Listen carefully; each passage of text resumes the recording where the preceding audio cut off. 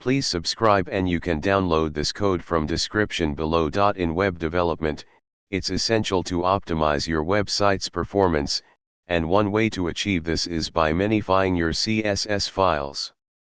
Minification involves removing unnecessary white space, comments, and other non-essential characters from your CSS code, making it more compact and faster to load.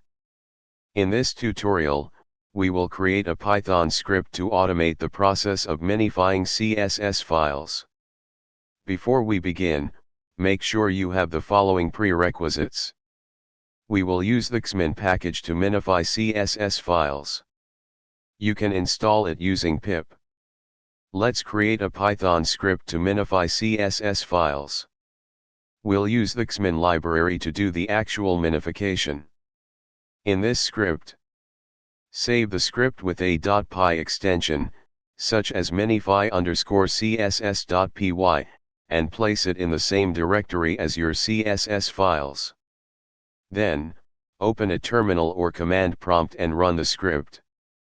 The script will minify the CSS file specified in input_file and save the minified version to output_file. That's it. You now have a Python script that can automatically minify CSS files, helping you optimize your web projects for faster loading times. ChatGPT.